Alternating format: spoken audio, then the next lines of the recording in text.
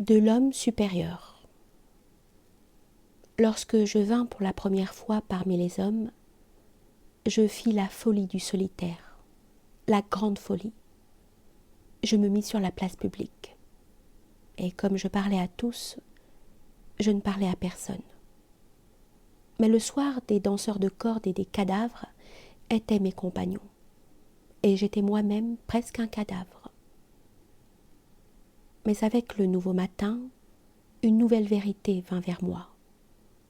Alors j'ai appris à dire « Que m'importe la place publique et la populace, le bruit de la populace et les longues oreilles de la populace. » Homme supérieur, apprenez de moi ceci. Sur la place publique, personne ne croit à l'homme supérieur. Et si vous voulez parler sur la place publique, à votre guise. Mais la populace cligne de l'œil. Nous sommes tous égaux, disent-ils. Homme supérieur, ainsi cligne de l'œil la populace. Il n'y a pas d'homme supérieur, nous sommes tous égaux. Un homme vaut un homme devant Dieu. Nous sommes tous égaux devant Dieu. Mais maintenant, ce Dieu est mort. Devant la populace, cependant, nous ne voulons pas être égaux. Homme supérieur, éloignez-vous de la place publique, devant Dieu. Mais maintenant, ce Dieu est mort.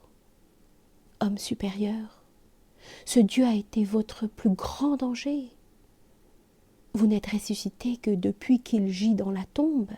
C'est maintenant seulement que revient le grand midi. Maintenant, l'homme supérieur devient maître. Avez-vous compris cette parole, ô mes frères? Vous êtes effrayés. Votre cœur est-il pris de vertige?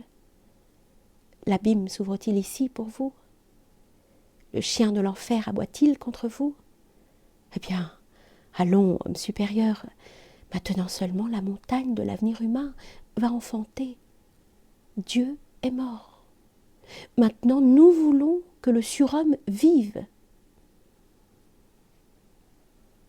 Les plus soucieux demandent aujourd'hui « Comment l'homme se conserve-t-il » Mais Zarathustra demande ce qu'il est le seul et le premier à demander « Comment l'homme sera-t-il surmonté » Le surhomme me tient au cœur.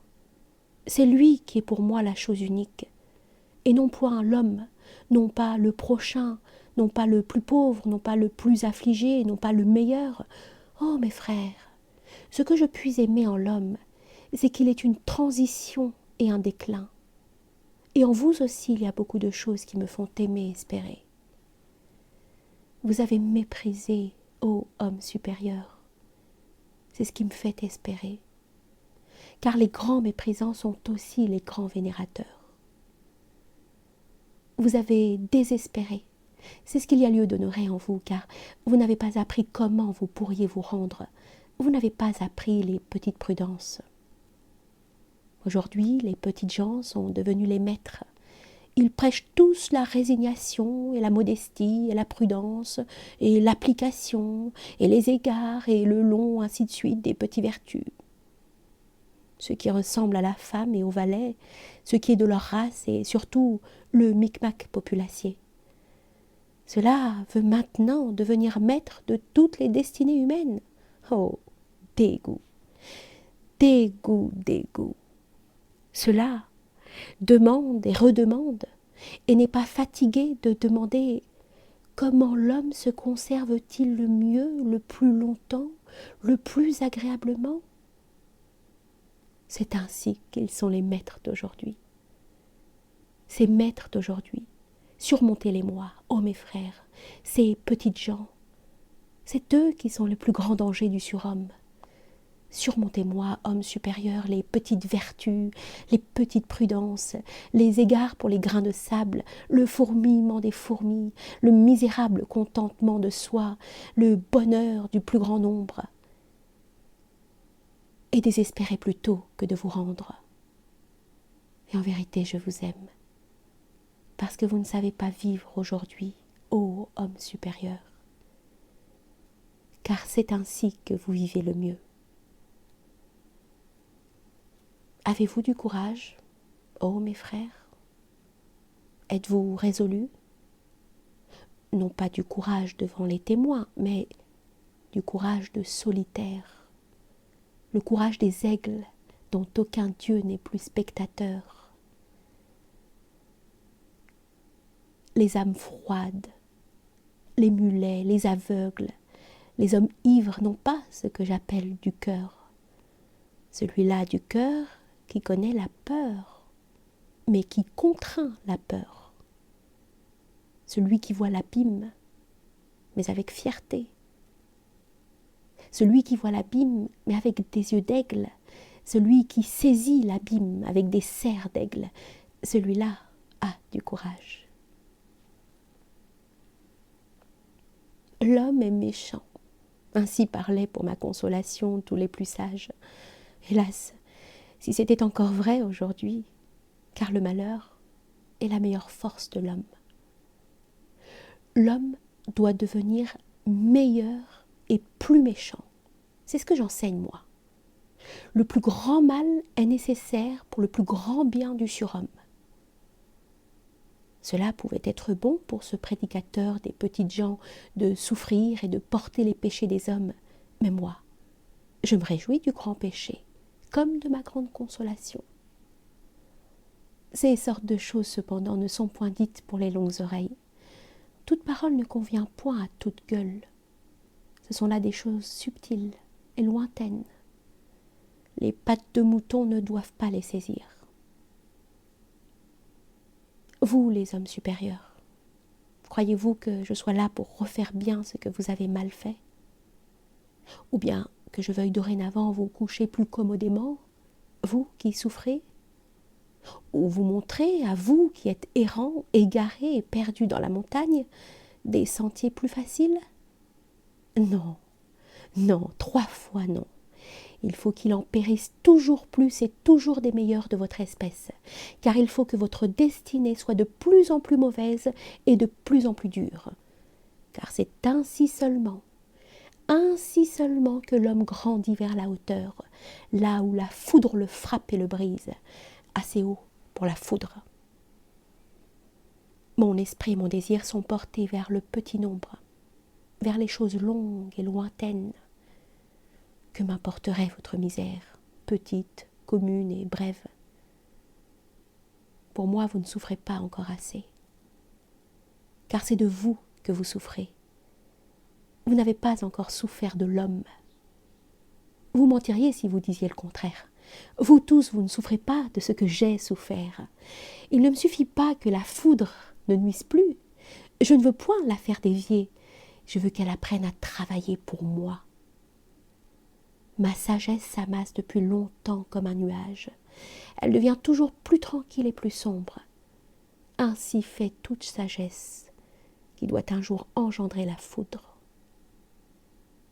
Pour ces hommes d'aujourd'hui, je ne veux ni être lumière, ni être appelé lumière.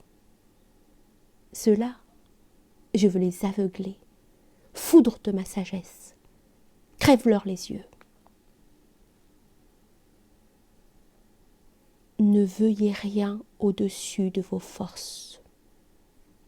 Il y a une mauvaise fausseté chez eux qui veulent au-dessus de leurs forces, surtout lorsqu'ils veulent de grandes choses, car ils éveillent la méfiance des grandes choses, ces subtils faux monnayeurs, ces comédiens, jusqu'à ce qu'enfin ils soient faux devant eux-mêmes, avec les yeux louches, bois vermoulu et revernis, attifés de grands mots et de vertus d'apparat, par un cliquement de fausses œuvres.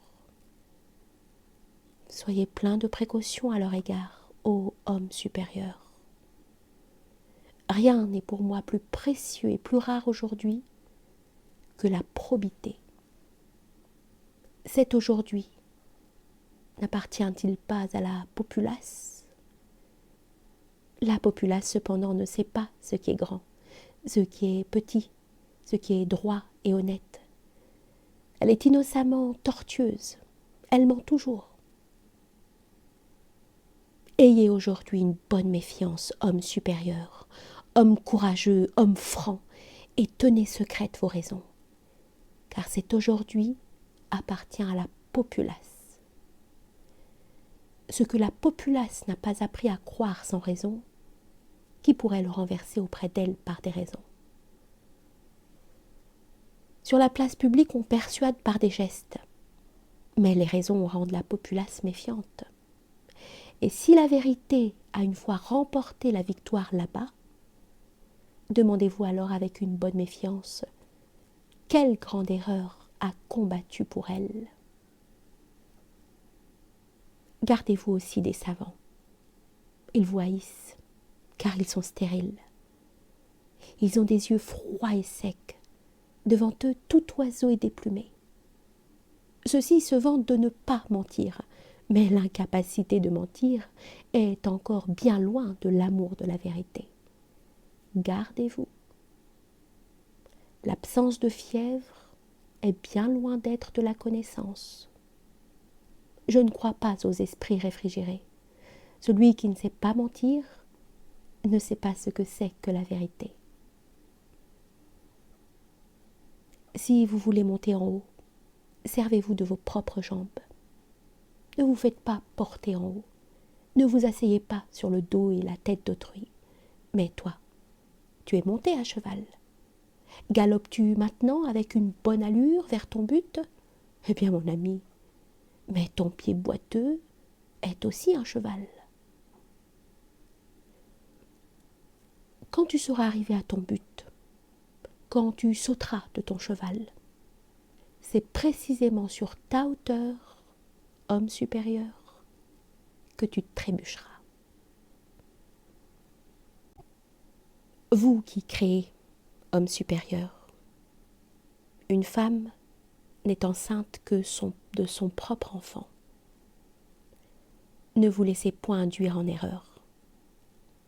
Qui donc est votre prochain? Et agissez-vous aussi pour le prochain? Vous ne créez pourtant pas pour lui. Désapprenez donc ce pour, vous qui créez. Votre vertu précisément veut que vous ne fassiez nulle chose avec pour, et à cause de, et parce que. Il faut que vous vous bouchiez les oreilles contre ces petits mots faux. Le pour le prochain n'est que la vertu des petites gens. Chez eux, on dit égal et égal, et une main lave l'autre. Ils n'ont ni le droit, ni la force de votre égoïsme. Dans votre égoïsme, vous qui créez, il y a la prévoyance et la précaution de la femme enceinte. Ce que personne n'a encore vu des yeux, le fruit. C'est le fruit que protège et conserve et nourrit tout votre amour. Là où il y a votre amour, chez votre enfant, là aussi, il y a toute votre vertu. Votre œuvre, votre volonté, c'est la vôtre, c'est là votre prochain. Ne vous laissez pas induire à de fausses valeurs. Vous qui créez, homme supérieur, quiconque doit enfanter est malade, mais celui qui a enfanté est impur. Demandez aux femmes. On n'enfante pas parce que cela fait plaisir. La douleur fait caqueter les poules et les poètes. Vous qui créez, il y a en vous beaucoup d'impureté, car il vous fallut être mère. Un nouvel enfant.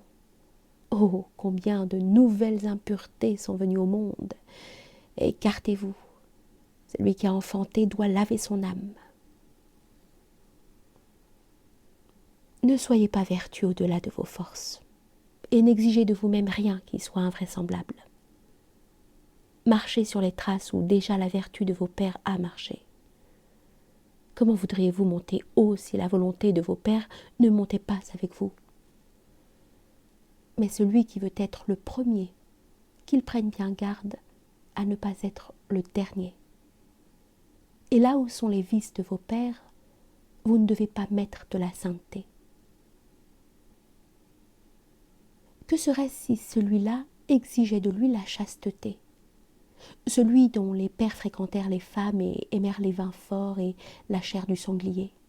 Ce serait une folie. Cela me semble beaucoup pour un pareil homme, s'il n'est l'homme que d'une seule femme ou de deux ou de trois. Et s'il fondait des couvents et s'il écrivait au-dessus de la porte « Ce chemin conduit à la sainteté », je dirais quand même « À quoi bon? C'est une nouvelle folie ».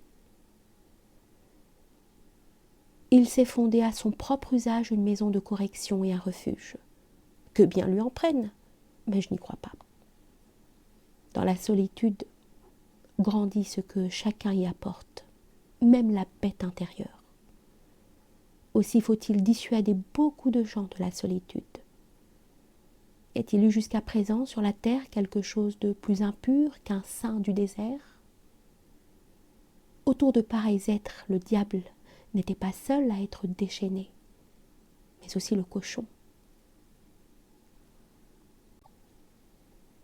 Timide, honteux, maladroit, semblable à un tigre qui a mangé son bon, c'est ainsi, ô homme supérieur, que je vous ai souvent vu vous glisser à part. Vous aviez manqué un coup de dé. Mais que vous importe, à vous autres joueurs de dés, vous n'avez pas appris à jouer, à narguer comme il faut jouer et narguer. Ne sommes-nous pas toujours assis à une grande table de moquerie et de jeu? Et parce que vous avez manqué de grandes choses, est-ce une raison pour que vous soyez vous-même manqué? Et si vous êtes vous-même manqué, est-ce une raison pour que l'homme soit manqué? Mais si l'homme est manqué, eh bien, allons.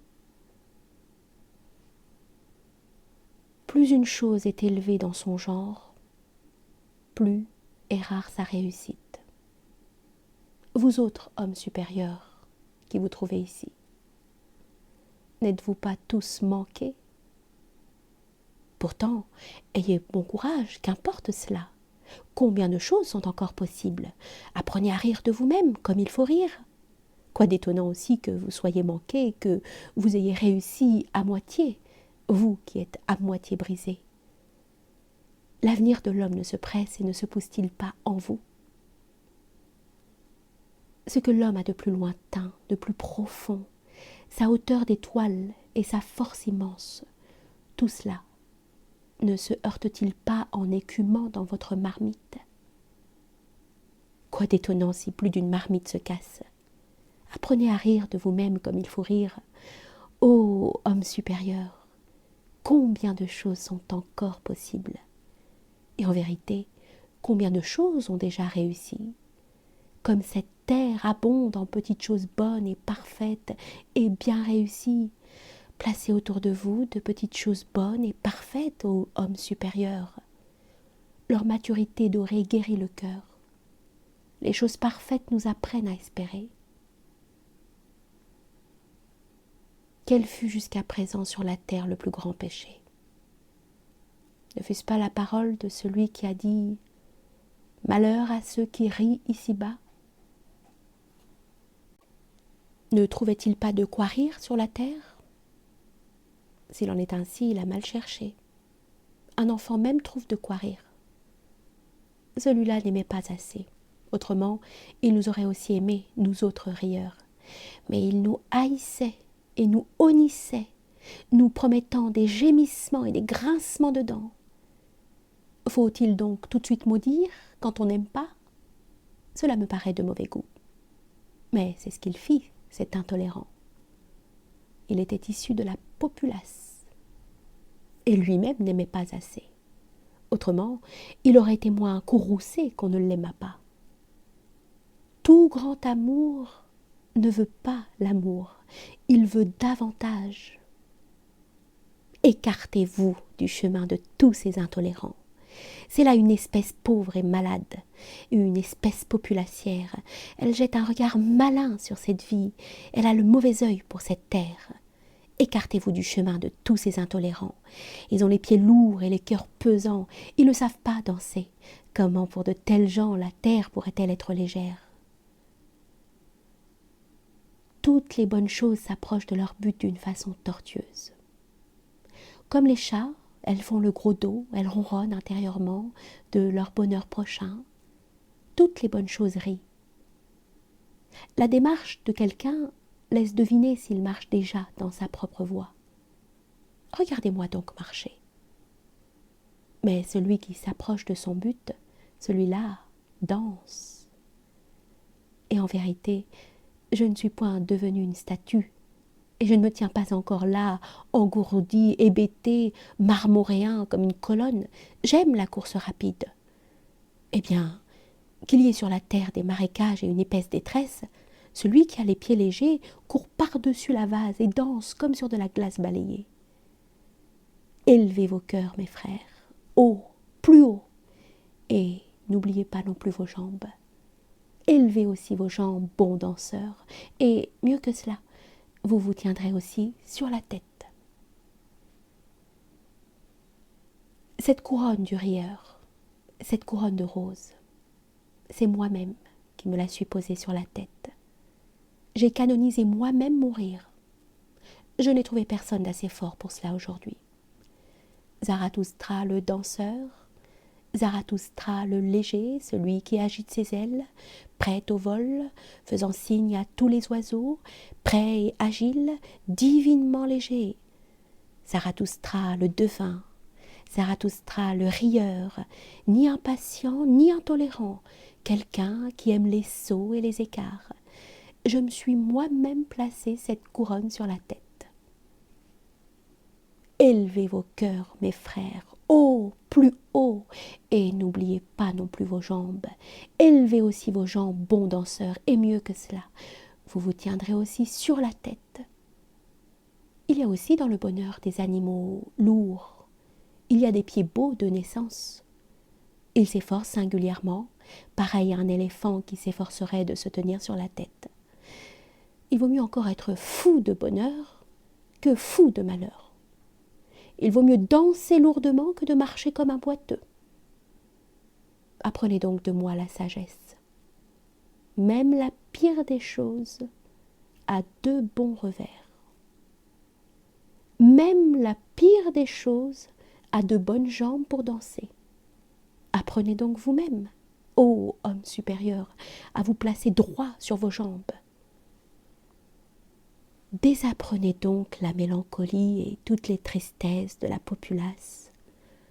Oh, comme les arlequins populaires me paraissent tristes aujourd'hui, mais cet aujourd'hui appartient à la populace. Faites comme le vent, quand il s'élance des cavernes de la montagne, il veut danser à sa propre manière.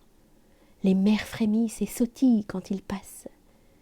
Celui qui donne des ailes aux ânes et qui traite les lionnes, qu'il soit loué, cet esprit bon et indomptable, qui vient comme un ouragan pour tout ce qui est aujourd'hui et pour toute la populace. Celui qui est l'ennemi de toutes les têtes de chardon, de toutes les têtes fêlées, de toutes les feuilles fanées et de tout ivraie. Loué soit cet esprit de tempête, cet esprit sauvage, bon et libre, qui danse sur les marécages et les tristesses comme sur des prairies. Celui qui hait les chiens étiolés de la populace et toute cette engeance manquée et sombre.